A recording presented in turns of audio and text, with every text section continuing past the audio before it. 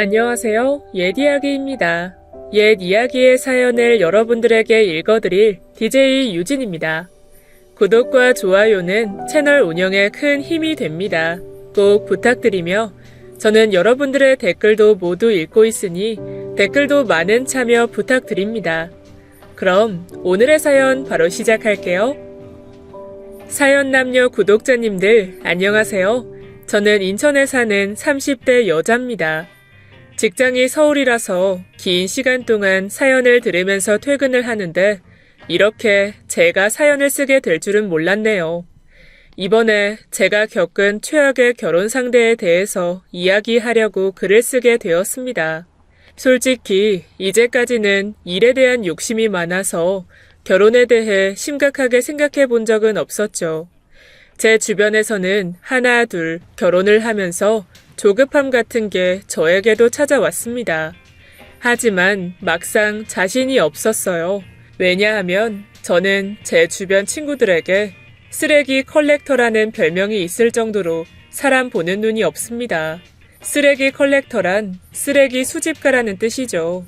즉, 연애를 할 때마다 대한민국의 괜찮은 남자들 중에서 어떻게 저런 놈을 골라 주워왔을까 싶은 남자들만 만났다는 겁니다. 보통은 나쁜 남자를 떠올릴 텐데요. 소위 여자들이 말하는 나쁜 남자란 얼굴값을 하는 바람둥이를 말하는 거겠죠. 하지만 저는 안타깝게도 얼굴도 보지 않습니다. 그냥 나쁜 놈, 못난 놈에 가까운 남자들을 만났죠. 이유가 뭘까? 저도 생각을 해보지 않은 건 아닙니다. 제 이상형은 그냥 착한 남자였거든요. 조건도 몸매도 얼굴도 보지 않았는데 오히려 조건을 꼼꼼하게 따지는 친구가 더 좋은 사람을 만나는 건 지금도 미스테리입니다. 그 사람을 만나기 전까지 연애는 총 3번이었어요. 많다면 많고 적다면 적은 정도의 연애를 했죠. 첫 번째 연애는, 첫 번째 수집한 쓰레기는 제 나이 24살이었습니다. 남들에 비해 좀 늦은 편이긴 하죠. 하지만 그 전에는 남자에게 관심 자체를 느끼지 못했어요. 그때도 그저 친구들이 모두 남자친구를 만들길래 저 역시도 너무 늦었다라는 생각에 시도하게 된 것이었습니다. 때마침 고백을 받았고 상대는 1살 위의 오빠였죠.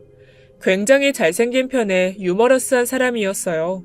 심지어 저를 배려하고 어른스러웠죠. 얼굴 안 본다며 하시는 분들이 있을 것 같지만 이 사람으로 인해서 이상형이 바뀌게 된 것이라는 걸 알고 넘어가시면 될 듯해요. 어쨌든 그런 점에 이끌려서 만나게 되었고 초반에는 굉장히 잘 만났다는 생각이 들 정도로 저를 아껴주었습니다. 하지만 그 사람의 양면 중에 단면이었을 뿐 가까워지면 가까워질수록 본래의 모습이 뭔지 의심이 들 정도였어요. 시작은 이랬습니다. 함께 자동차를 타고 가고 있었는데 앞차가 갑자기 멈추는 바람에 급하게 브레이크를 밟게 되었죠. 몸이 갑자기 앞으로 쏠렸지만 차량이 부딪히거나 하지는 않았습니다. 남자친구도 저도 순간 놀라기는 했지만 큰 이상은 없었죠. 거기다가 앞차는 미안하다는 표시로 비상 깜빡이를 켰다가 끄기를 반복하더군요. 그래서 저는 와, 진짜 놀랐다, 그치?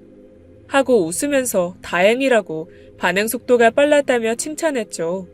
그런데 오빠의 표정은 굳다 못해서 완전히 찌그러져 있었습니다. 그러고는 신호가 바뀌자마자 속력을 미친 듯이 높여 그 차를 따라잡으려고 하더군요. 전 너무 놀라서 어버버 하면서 조수석 위에 있는 손잡이를 꽉 잡고 그만하라면서 애원했습니다.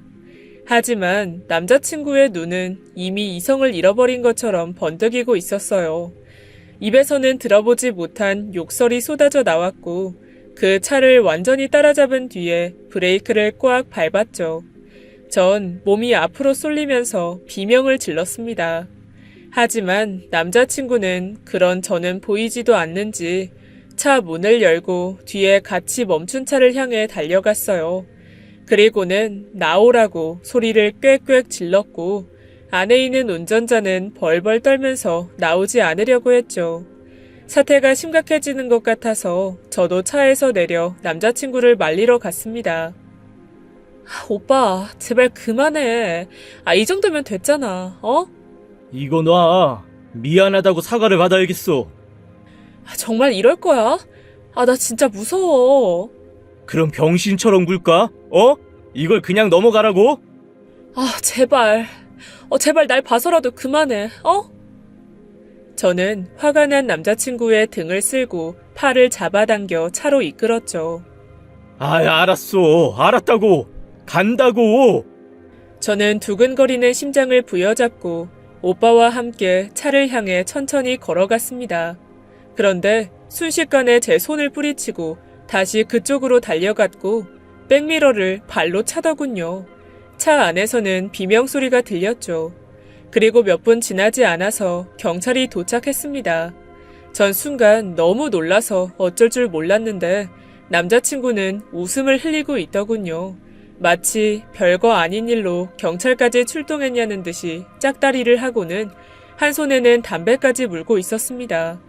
그걸 보고 알게 되었죠. 그 남자가 굉장히 허세에 찌들어 있다는 걸 말이죠. 이날 엄청 심하게 싸웠어요. 하지만 이 일로 헤어지진 않았습니다. 단순히 욱하는 감정에 저지른 실수였다. 내가 다칠 뻔한 게 화가 나서 그랬다는 말에 그냥 넘어갔죠. 아주 가끔씩 그런 모습이 있었지만 최대한 자중하려고 했기에 저도 더는 뭐라고 하진 않았습니다. 그렇게 2개월 정도가 지나 비가 엄청 오는 어느 날이었죠. 그날 저희는 친구 커플과 함께 자취방에서 취업 스터디를 하다가 짜장면을 배달시켰습니다.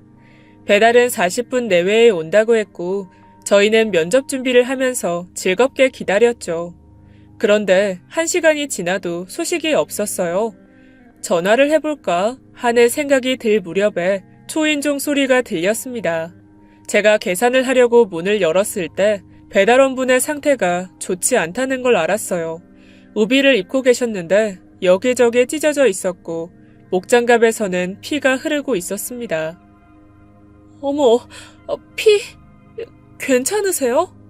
배달원은 굉장히 미안해하며 많이 늦었죠? 오다가 사고가 났어요. 음식이 많이 식었으니까 돈은 받지 않을게요.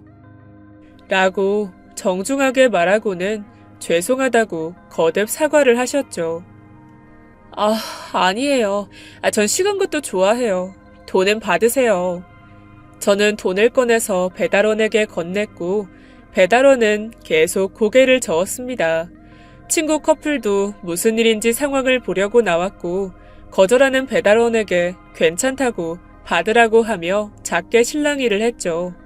그런데 제 뒤에 서 있던 남자친구가 제 손목을 잡고 돈을 가로챘습니다. 다시 가져와. 미쳤어? 그게 무슨 말이야? 이따위로 된 걸 판다고? 공짜로 줘도 안 먹어. 우리가 거진 줄 알아? 당장 가져가서 새로 가져오라고. 죄송합니다. 기다리셨을까봐 일단 가져온 건데 그런 뜻은 아니었습니다. 죄송합니다. 이렇게 짓거릴 시간에 가져오라고. 배달이 나는 주제에. 친구 커플도 남자친구의 어깨를 잡고 그러지 말라고 말렸어요. 하지만 오히려 보는 시선과 만류가 있자 더욱더 날뛰기 시작했습니다. 욕설이 튀어나왔고 배달원에게 무릎까지 꿇으라고 소리치는 걸 보고 간신히 잡고 있던 이성의 끈이 끊어졌죠. 전 남자친구의 뺨을 휘갈겼습니다. 그리고 헤어지자고 통보했죠. 그때 남자친구는 아차 싶었는지 제게 잘못했다고 했지만 이미 제 마음은 완전히 돌아섰습니다. 전 배달원에게 죄송하다고 허리를 숙여 사과하고 돈을 쥐어드리고 세탁비까지 드렸죠. 빗길에 배달을 시킨 저희 탓도 있다면서 거듭 사과했습니다. 그리고 저는 남자친구를 저희 집에서 내쫓았어요. 가지고 왔던 우산을 들려주지 않은 건 작은 복수였습니다. 어디 한번 비 쫄딱 맞고 집에 가라 이런 마음이었어요. 그 뒤로부터 제 이상형은 무조건 착한 남자가 되었습니다. 다음 연애는 2년이 지난 후였고 두 번째 쓰레기는 다행히 착했어요. 비록 가난한 취업준비생이었지만 상관없었죠. 왜냐면 제가 직장에 다니고 있었기 때문입니다. 돈이야 더 많이 버는 사람이 더 많이 내면 그만이라고 생각했기에 큰 문제가 되지 않았죠. 그런데 정도가 점점 지나치기 시작했습니다. 마치 하루 종일 굶고 있다가 뷔페에 온 것처럼 굴었거든요. 그 시작은 늘 끊임없이 눈치를 보는 것이었습니다. 누구라도 돈이 없으면 눈치를 볼 수도 있기에 저는 이 부분은 충분히 배려를 해주려고 기분 상하지 않게 계속 권해야 했죠. 커피숍에 갈까? 저기 괜찮은 커피숍 있어. 아니야. 난 오늘 커피가 별로라. 좀 걷자. 한여름인데. 그래. 그러지 뭐. 하지만 목적 없이 한여름에 2시간을 불편한 구두를 신고 걷는 건 행군이나 마찬가지였고 전 몇 번이나 다리가 아프다고 했지만 꿈쩍도 하지 않더군요. 오후 2시 공들인 화장은 다 흘러내리고 마스카라는 번지고 뜨거운 아스팔트에서는 아지랑이가 올라오는데 숨이 턱턱 막히기 시작했습니다. 저기 나 좀 앉고 싶은데 여름이라서 힘도 들고. 조금만 더 걷자. 어? 커피 그냥 내가 살게. 제발 들어가자. 내가 너무 힘들어서 그래. 날 위해서 가는 거라고 생각하면 되잖아. 어쩔 수 없나? 알았어. 그래도 난 자기가 힘들게 번 돈을 나 때문에 쓰는 게 미안해서. 뭐, 이 정도는 귀엽죠. 얼마나 눈치가 보였으면 제게 이렇게까지 하나 싶었습니다. 그런데 문제는 그게 아니었어요. 아이스 커피 한 잔이랑 자기는? 더블 에스프레소 칩 프라푸치노에 휘핑 많이. 그리고 자바칩 토핑 추가해주세요. 뭐? 그래요. 이 녀석은 그렇습니다. 이 녀석은 가장 비싼 커피숍에서 저는 살면서 한 번도 먹어보지 못한 김, 수완무, 거북이와 두루미 같이 이름이 길고 장식이 엄청나게 올라간 그런 음료를 시키는 거였죠. 눈이 핑핑 돌아갈 정도로 높게 쌓은 과자들을 아삭아삭 씹으면서 저에게 부담 줘서 미안하다고 하는 걸 보니 이게 착한 건지 눈치가 없는 건지 헷갈리기 시작했습니다. 하지만 그 정도도 솔직히 귀여웠어요. 좀 부담이 되기는 했지만 그간 얼마나 못 먹었으면 하는 짠한 생각이 들었기 때문이죠. 이런 일은 식사를 할 때도 그랬고 선물을 줄 때도 있었습니다.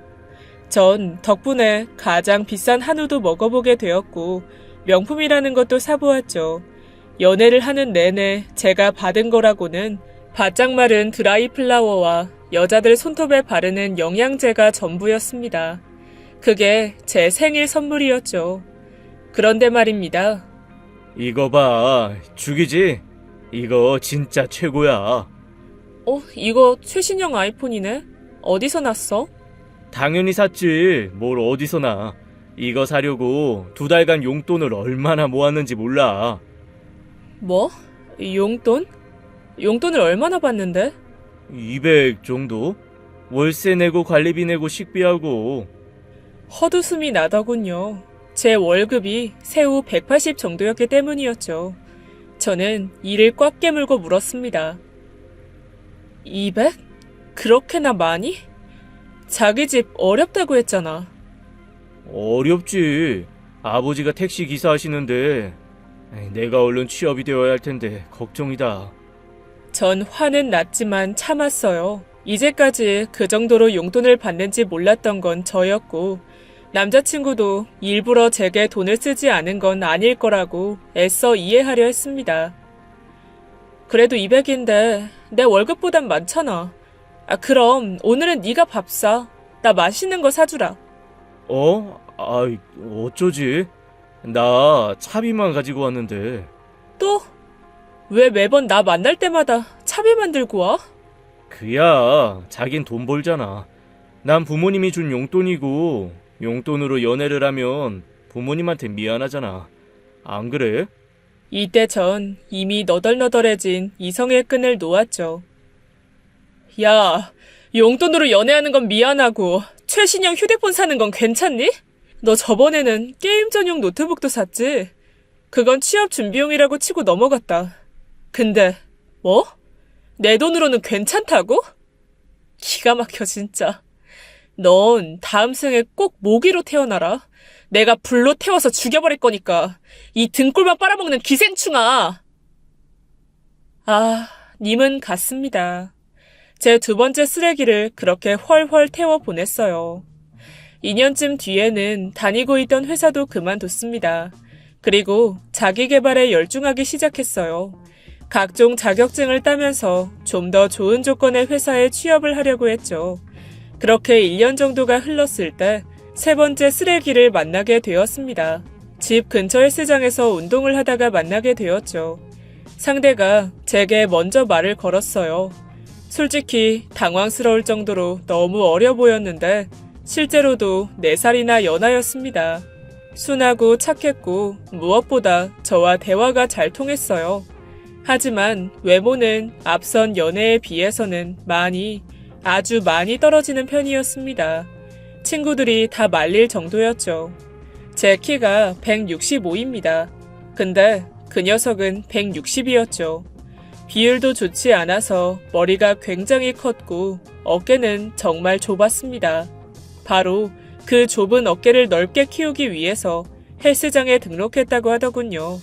집안도 좋은 편은 아니었고 비록 아르바이트를 하고 있었지만 상관없었습니다.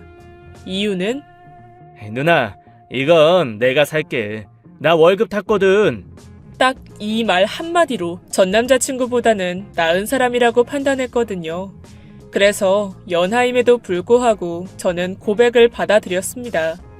덕분에 연하를 만나는 것에 최대의 장점을 알게 되었어요.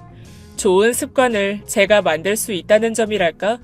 늘 앞선 연애에서는 제가 상대를 맞춰줬다면 이번 연애는 제가 조각을 만들어서 딱 맞게 끼울 수가 있었죠. 힘들긴 했지만 생각보다 많은 부분을 변화시키는 게 가능하긴 했어요. 이를테면 사과하는 것. 저는 싸움을 좋아하지 않습니다. 보통 연애에서는 사소한 것으로 많이 싸움이 나고 그것으로 화해하는 시간이 길다고 들었어요. 예를 들면 싸움이 나면 남자는 미안해 하고 말하죠. 그럼 뭐가 미안한데? 하면서 시작도 끝도 없는 도돌이표가 되잖아요. 그런데 저는 그런 걸 싫어합니다. 네가 말을 함부로 한 게 내가 화가 난 이유야. 그니까 이 부분은 고쳐줄래? 미안해. 그렇게 안 할게. 그래, 알았어. 이 정도가 제 싸움의 시작과 끝이라고 해도 무방하죠. 언성을 높이는 것 자체가 싫어서 저는 싸움을 되도록 대화로 빨리 풀어내고 끝내려고 합니다. 이건 저희 부모님의 영향이 크죠. 두 분은 살아오면서 한 번도 언성을 높여 싸우는 걸 본 적이 없어요. 일찍 돌아가신 저희 아버지는 어린 저에게 늘 이야기하셨습니다. 평생을 살아오면서 깨달은 진리가 부부 행복의 비결이라고. 남자들은 여자한테 이길 수 없다는 거 바로 그거야. 유일하게 이길 수 있는 건 먼저 태어나는 거고 그건 불변의 법칙이지. 그러니까 절대로 이기려고 들지 말고 최대한 빨리 항복을 해야 해. 그리고 또 하나는 어머니가 가르쳐줬어요. 인간관계나 부부 사이의 시작은 애정이어도 그걸 쭉 지속하기 위해서는 인정이 필요하다고 말입니다. 왜 어른이 되면서 고집이 강해지고 사과나 인정을 하는 걸 자존심 상한다고 하잖아요. 그런데 그게 가족들에게는 더 심해진다는 거였죠. 실제로도 그냥 대충 넘기고 밥 먹어라 하면서 푸는 어른들이 굉장히 많습니다. 어머니는 그런 부분을 굉장히 싫어하셨어요. 내가 어릴 때도 난 그게 정말 웃긴 거야. 자기 어린애들한테는 얼른 사과하라고, 당장 화해하라고 윽박을 지르면서 말이지. 정작 본인들의 실수는 인정도 사과도 하지 않잖아. 그니까 너도 그런 어른이 되지 않으려고 노력하렴. 잘못을 인정하고 사과할 줄 아는 게 진짜 어른이야. 전 두 분의 말씀을 걸음 삼아서 성장했고 이런 부분들을 가르쳐 줄 수 있었습니다. 덕분에 저희는 흔한 말다툼 없이 잘 지낼 수 있었죠. 그런데 문제는 있었어요. 제가 어떻게 할 수 없는 영역이었죠. 키에 대한 자격지심과 콤플렉스였습니다. 앞선 문제들보다는 별거 아닌 것 같지만 의외로 까다롭고 해결하기 힘든 문제였어요. 수술로 해결되는 것도 아니고 제가 아무리 괜찮다고 해도 본인이 받아들이는 것부터 불가능했기 때문이었죠. 오늘 어디가? 구두 신었네. 친구 결혼식이라서. 아이, 꼭 그렇게 입어야 해? 선보러 가? 아니, 치마를 입어서 그렇지. 겨우 2.5cm야. 항상 그런 식이지. 그럼 나는 여기서 깔창 더 껴? 알았어. 그냥 운동화 신을게. 물론 이해를 못하는 건 아니었습니다. 제가 훨씬 키가 크기도 했고 다리도 긴 편이라서 작은 굽이라고 해도 키 차이가 엄청나 보였거든요. 아무래도 제 엉덩이 위치가 본인의 허리 쪽에 있으니 뒷모습을 보면 조금 웃기게 보이기도 했죠. 그래도 전 최대한 맞춰주려고 했어요. 바지를 사도 최대한 내려 입고 티는 항상 엄청 큰 사이즈로 사서 입었습니다. 그러면 엉덩이 위치가 확 티가 나지 않았기 때문이죠. 하지만 그런 노력에도 불구하고 남자친구는 점점 삐뚤어졌습니다. 심지어 본인의 친구들이 저를 모델 같다고 했을 때는 거의 화를 냈죠. 모델은 얼어 죽을. 그냥 말라 비틀어진 거지. 그리고 저거 다 화장 기술이야. 옷 좀 잘 입고. 그러면 누구나 저 정도 하는 거지, 아니냐? 야, 그냥 장난으로 친구가 말한 건데 나도 아닌 거 알거든? 그렇게 정색하니까 더 민망하잖아. 아닌데. 장난으로 말한 거 아니에요, 누나. 정말요? 고마워요. 어색한 분위기에서 술자리가 끝나고 저는 조용히 남자친구를 불러서 왜 그랬는지 물었습니다. 미안해. 안 그럴게. 대체 왜 그렇게 행동한 거야? 내가 물었잖아. 그니까 잘못했다고 사과했잖아. 받아줘야지. 기가 차더군요. 남자친구는 제가 이야기해준 걸 악용하고 있었습니다. 뭘 잘못해도 그냥 사과하면 사과를 받아준다고 생각하고 있었죠. 그래서 일단 지르고 그 다음에 사과하는 방법을 쓰려고 한 것이었습니다. 널 어쩌면 좋니? 나도 짜증나. 왜 맨날 누나만 아까워? 그거야 그냥 하는 말이지. 치켜 세워준 거잖아. 그니까 왜 난 그런 소리를 못 듣는데 누나 친구들은 왜 그런 소리를 안 하는데 내가 키가 작아서? 돈도 별로 못 벌어서? 얼굴이 별로니까? 날 무시하는 거 아니야. 아니야. 여자들은 그런 말 잘 안 해. 대신 내가 잘생겼다, 멋지다 해주잖아. 아니, 웃기잖아. 난 4살이나 나이 든 사람 만나는 건데 아까워도 내가 훨씬 아깝지. 왜 누나가 아깝냐고. 그래, 네가 아깝다. 아까워. 헤어지자. 그렇게 저는 2개월 만에 3번째 쓰레기를 분리수거했죠.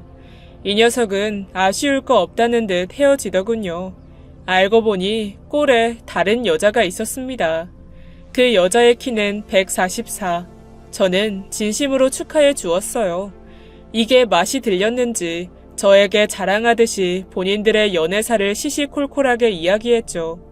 너무 예쁘다, 너무 완벽하다면서 그 여자가 너무 좋다고 밤마다 전화가 왔어요. 그런데 딱 일주일 후에 헤어졌다고 울면서 애원했습니다. 다시 돌아와 달라고 했죠.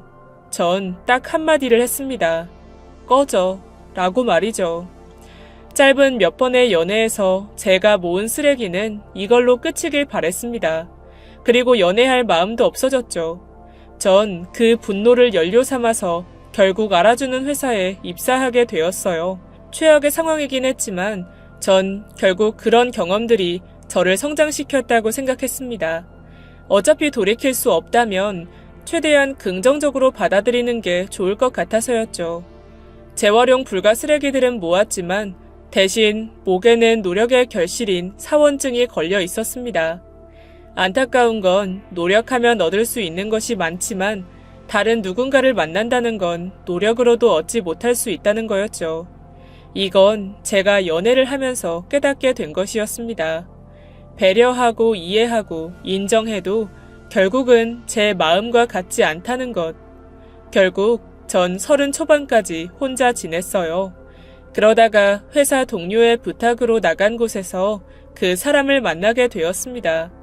바로 제가 글을 쓰려고 결심한 가장 큰 부분을 차지한 사람이에요. 170 정도의 키, 통통한 체격의 작은 눈, 그리고 8대2 가르마의 촌스러운 8살 연상의 남자. 각자 소개를 하는 내내 집중을 하지 않고 주변에 있는 물건에 각도를 맞추기 시작했죠. 처음에는 유난스럽다 정도였는데 만난 지 1시간이 채 되지 않아서 그 이상을 보여주더군요. 식사를 주문하고 나서 물티슈와 알코올 솜을 꺼내서 수저며 씻기며 싹 닦아서 건네는 겁니다. 강박에 가까울 정도로 닦고는 자신의 손도 소독을 하더군요. 그런데 막상 음식을 먹을 때는 음식을 채 씹지도 않고 말을 하거나 튀기기도 했습니다. 결벽은 자신을 제외한 다른 물체 혹은 상대에게만 해당하는 듯 했죠. 그것뿐만이 아니었습니다. 대체 누구랑 그렇게 연락을 하시는 건지, 혹시 바쁜 일이 있으면 그냥 가셔도 돼요. 아, 저희 어머니요. 어머니가 너무 궁금해 하셔서요. 아, 그러시구나. 네, 저도 홀어머니 밑에서 자랐거든요. 그래서 어머니가 외롭지 않게 자주 연락을 해요. 그렇군요. 좋은 분이시네요. 아이, 당연한 거죠. 아버님 일찍 돌아가셨다면서요. 저랑 비슷하네요. 저희 어머니도 힘들게 저를 키우셨어요. 아, 음식이 맛있어서 다음에 같이 오자고 연락드린 건데 죄송해요. 제가 눈치가 없게 연락을 했죠. 전 손을 내저었죠. 아, 괜찮아요. 생각보다 좋은 사람이구나 싶었습니다. 그래도 전 딱히 만남을 이어갈 생각은 없었어요. 사실 그렇게 누군가 만나고 싶지 않기도 했고 단순히 착하다는 것에 정확한 기준도 확신할 수 없었기 때문입니다. 그래서 전 정중하게 2번째 데이트 신청을 거절했죠. 그런데 그 남자는 정말 오랫동안 저를 따라다녔습니다. 제가 다니는 회사 앞에 찾아와서 커피를 주고 가기도 했고 매일 아침 안부 문자를 보내면서 제가 부담스럽지 않은 선을 지켰어요. 물론 저는 중간중간 딱 잘라서 거절을 했지만 그 사람에게는 통하지 않았습니다. 부담을 줄 생각도 억지로 만나고 싶은 것도 아니라며 꾸준하고 가벼운 정도로 안부만 주고받는 걸로 만족한다고요. 제가 한 번도 만나보지 못한 사람이었습니다. 기다릴 줄 안다는 게 제게 안정을 주더군요. 그리고 저만 꾸준히 봐준다면 그거야말로 정말 착한 사람이 아닐까 하는 생각도 들었죠. 그래서 한번 만나보자고 생각했습니다. 그런데 아주 지독한 마마보이더군요. 그래도 그게 나쁘진 않았습니다. 단순하게 효심이 깊다는 정도로 생각했어요. 그것도 약간 유별나게. 이거 좋다. 오빠, 우리 이 영화 볼까? 볼까요? 라고 해야죠. 우리 존댓말 쓰기로 했잖아요. 알았어요. 이 영화 어때요? 전 봤어요, 지난주에. 그럼 이 공포 영화는 어때요? 이것도 봤는데 어쩌죠? 아이, 그리고 저것도. 이렇게 많이 봤다고요? 엄마랑 같이 봤죠. 엄마가 영화를 참 좋아해요. 다음에 우리 셋이 같이 보러 가면 좋겠다. 그쵸? 좀 찜찜하긴 했지만 홀어머니를 둔 같은 입장으로 이해하고 넘어갈 수 있었습니다. 그리고 그 부분을 빼면 정말 착하고 성실한 사람이었거든요. 오로지 저만 보고 있는 느낌은 이전의 연애와는 확실하게 달랐습니다. 그래서 어쩌면 이 사람과는 오래 만나볼 수 있겠다 싶었죠. 더 이상은 짧기만 한 연애는 하고 싶지 않았기 때문이었어요. 유머 코드도 맞지 않았고 공통 관심사도 없었지만 대신 저를 많이 아끼고 배려해주는 건 최고였습니다. 제가 생리통이 굉장히 심한 편인데 그때면 늘 초콜릿과 따뜻한 핫팩 그리고 진통제까지 챙겨줬죠. 그건 늘 커다란 가방에 넣고 다녔는데 그 안에는 물병이며 우산이며 반창고까지 있었어요. 저는 모든 물건이 다 있다면서 도라에몽 가방이라고 불렀죠. 심지어 저의 운동화도 한 켤레 들어 있었습니다. 높은 굽에 도통 적응하지 못해서 늘 까지고 아픈 제 발을 위해서 말이죠. 세상에 이렇게 다정한 사람은 절대로 없을 거라고 생각할 정도로 온통 제 물건만 가득한 가방이었어요. 연애는 반년 정도 지속되었습니다. 평안한 날들의 연속이었죠. 그러다 재작년 여름 사건이 터지고 말았습니다.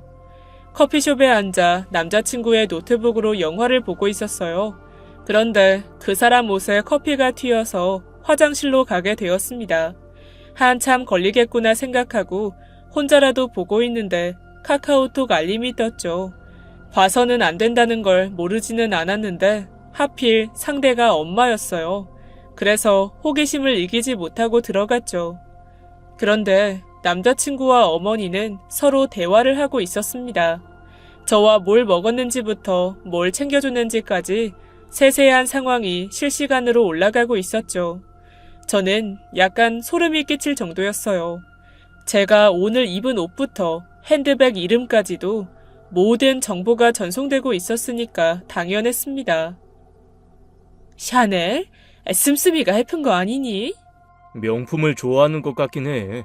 여자가 주제를 알아야지. 사치나 부리고. 그래도 쇼핑 자체를 좋아하는 건 아닌 듯. 그런 건 초장에 잡아야 돼. 생리하는 건? 걱정 마. 내가 잘 챙겨줬어. 모든 게 거짓이었어요.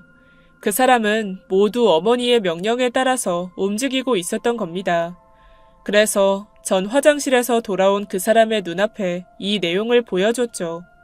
그랬더니 처음에는 화를 내더군요. 자신의 사생활을 함부로 봤다는 이유였습니다. 사생활? 제 사생활을 보고하는 건 괜찮고요. 그건 미안해요. 제가 연애 경험이 없어서 그랬어요. 혹시나 저를 싫어할까봐 그랬다고요. 정말이에요. 그리고 엄마가 저렇게 말을 한 것도 이유가 있어요. 드러나 봅시다. 그 이유가 뭔지. 그 사람은 머뭇거리다가 품에서 낡은 반지 케이스를 꺼내서 제게 내밀더군요. 안에는 굉장히 오래된 은색 비슷한 반지가 들어 있었습니다. 저는 눈썹을 치켜 올리며 이게 뭐냐고 물었죠. 제 차가운 표정에 충격을 받은 듯이 눈물을 뚝뚝 흘리더군요. 저희의 할머니의 할머니가 엄마한테 물려주신 반지인데 결혼하고 싶은 사람이 생기면 가지고 다니라고 하셨어요. 그 사람의 눈물은 진심으로 느껴졌습니다. 뭔가 잘못됐다는 걸 알았지만 모든 게 완벽할 수는 없다는 걸 이제는 알고 있었거든요. 그 결혼을 승낙했어요. 저는 아무리 맞지 않아도 서로 조금씩 양보하면 된다고 생각했습니다. 맞춰가다 보면 저희 부모님처럼 그렇게 살 수 있지 않을까 하는 그런 생각이 들었죠. 저는 저희 어머니께 말씀드렸고 그 사람도 그렇게 결혼 진행을 알렸습니다. 운이 따라줬는지 제가 아파트 청약에 당첨됐는데 입주 날짜까지 결혼식과 비슷하게 맞춰져서 너무나 순조롭게 시작하게 되었죠. 애초에 당첨 사실도 몰랐던 그 사람도 뛸 듯이 좋아했고 저 역시도 마찬가지였습니다. 하지만 코로나로 인해 결혼식 날짜를 미루고 또 미루게 되었어요. 이사도 돕고 짐 정리하는 것도 내가 도울게요. 이왕 이렇게 된 거 미리 들어가서 살아도 좋고요. 갑자기요? 실은 결혼 후에 내 방을 꾸미고 싶었거든요. 시간 들여서 천천히 하면 좋잖아요. 그렇죠? 그야 그렇죠. 근데 아직 제 짐도 못 풀었는데요. 제가 다 정리해 둘게요. 제가 또 정리는 잘하잖아요. 전 고맙다고 하고 짐 정리를 맡겼습니다. 전 회사 일도 바쁜데다가 아직 그 아파트로 들어갈 생각이 없었기 때문이었죠. 그래도 온전히 모든 일을 맡겨 미안한 마음에 생필품과 초밥을 사들고 집으로 찾아갔어요. 집에 들어서자마자 모든 게 텅텅 비어 있었습니다. 너무 완벽하고 깔끔하게 거실이 정리가 되어 있었죠. 그런데 안방을 본 순간 너무 놀라고 말았어요. 여기 있던 아버지 유골함 못 봤어요? 그거 버렸어요, 제가. 왜 그런 걸 집에 둬요? 뭐라고? 어디에? 우리 엄마가 그런 거 부정 탄다고 버리라고 했어요. 어디에 버렸는지 알면 다시 찾아오게요. 안 돼요. 귀신 들린 물건을 집에 들이면 저희한테 좋지 않아요. 야, 어디다가 버렸어? 존댓말 하라고 했죠. 자꾸 무식하게 굴래요? 서로 존중하고 배려하면서 살자니까요. 전 정신을 반쯤 놓고 맨발로 아파트를 빠져나왔습니다. 그리고 쓰레기통을 계속 뒤지기 시작했죠. 손에서는 땀이 흘렀고 눈물도 흘렀습니다. 미쳤어. 미쳤어. 저는 저 자신을 책망하면서 손에서 피가 나는 줄도 모르고 유리를 따로 모아둔 함에 손을 쑤셔 넣었죠. 몸이 벌벌 떨리고 이가 딱딱 부딪혔습니다. 누군가 와서 괜찮은지 물었지만 아무것도 들리지 않았어요. 아빠, 아빠 하면서 저는 계속 쓰레기를 뒤졌습니다. 그때 저를 염려하던 목소리의 주인공이 저를 잡아 세우더군요. 눈물 때문에 앞이 가려서 잘 보이지 않았죠. 저는 계속 울었습니다. 이거 놔요. 아빠를 찾아야 된다고요. 아이, 백사오 총각. 무슨 일이라고? 아이, 저 이분이 지금 뭘 찾고 있다는데요. 아빠라고. 아이, 아빠? 아이, 혹시 유고람? 저는 너무 놀라서 미친 듯이 고개를 끄덕였죠. 경비 아저씨는 기다리라고 했지만 저는 뒤를 쫓아갔습니다. 그런데 다리에 힘이 풀려서 처음 본 남자가 저를 부축해 주었죠. 다행히 경비 아저씨의 손에 들린 건 저희 아버지께 맞았습니다. 혹시 몰라서 자신이 보관하고 있었다고 하더군요. 먼저 거듭 감사를 표했습니다. 저는 그걸 끌어안고 다시 엉엉 울음을 터뜨렸죠. 1004호에 산다는 남자분은 제게 슬리퍼 2짝을 신겨주시곤 돌아가셨습니다. 한참을 앉아있다가 정신을 차렸고 저는 그 유골함을 경비 아저씨께 맡아달라고 부탁했어요. 그와 동시에 복수를 다짐했죠. 저는 월차를 쓰고 아침에 남자친구의 짐을 모두 싸서 착불로 보냈습니다. 그리고 그 사람이 소중히 여기던 값비싼 피규어를 고아원에 기부해버렸죠. 속이 시원했습니다. 그리고 비밀번호를 바꾸고 그 집에서 나와버렸어요. 야, 너 미쳤어? 이대로 끝내자는 거야? 내가 그걸 어떻게 모았는데 그걸 버렸다고? 우리 아버지를 버린 것보단 훨씬 나아. 그리고 존대하신다면서요. 왜 무식하게 반말이니? 난 지금 화가 났잖아. 당장 돌려줘. 그리고 싹싹 빌어. 아니면 너랑은 끝이야? 끝내. 그럼 되잖아. 그래, 좋아. 너 그럼 당장 아파트 반값 내놔. 뭐? 저는 순간 귀를 의심했습니다. 파혼 위자료라면서 아파트를 판 값을 정확히 받겠다는 소리를 하더군요. 멍청한 건 내가 분명 인지는 하고 있었는데 위자료를 받는다고? 결혼도 안 하고? 너 이 정도로 멍청했어? 너 위자료 줘야지. 법적으로 그래. 너 때문인데 내가 고소할 거야. 법? 누가 그런 소리를 해? 네이버 지식인에서 그랬어. 맙소사. 저는 이렇게 4번째 쓰레기까지 주었다는 걸 인정해야 했습니다. 정말 고소 준비를 했는지 네이버 지식인에 대한 신용도가 떨어졌는진 모르겠지만 얼마 가지 않아서 저를 다시 잡더군요. 그래도 통하지 않자 자신이 준 걸 도로 돌려달라고 했습니다. 그래서 결국 한 번 만나서 얼굴에 반지를 던져줬죠. 그게 전부였으니까요. 이게 제 사랑의 끝이었습니다. 조건을 너무 보지 않은 게 제 문제였다고 친구들이 그러더군요. 조건을 보는 건 이력서와 같다고 상대를 모르니까 얼마나 열심히 살았는지 나도 알기 위한 거라고 했죠. 그 말도 일리가 있는 것 같습니다. 저는 조건을 보지 않고 사람을 보려고 했지만 결국 오만이었고 결국 전 그 누구도 얻지 못했으니까요. 하지만 전 괜찮습니다. 후회도 원망도 하지 않아요. 그러기에는 제 인생이 너무 아까우니까 말입니다. 그게 벌써 3달 전이네요. 얼마 전에 어머니와 분양받은 아파트로 들어왔죠. 그리고 1004호 남자와 동네 친구가 되었습니다. 그러다 바로 어제 고백을 받았어요. 잘 모르겠지만 만나보려고 합니다. 전처럼 저번 연애보다 나은 사람이면 된다가 아니라 한 번도 상처받지 않은 것처럼 사랑해 보려고요. 후회 없이. 지금까지 예디야기였습니다. 끝까지 함께 해주신 여러분 진심으로 감사드리며 저는 내일 이 시간 다시 돌아올게요. 감사합니다.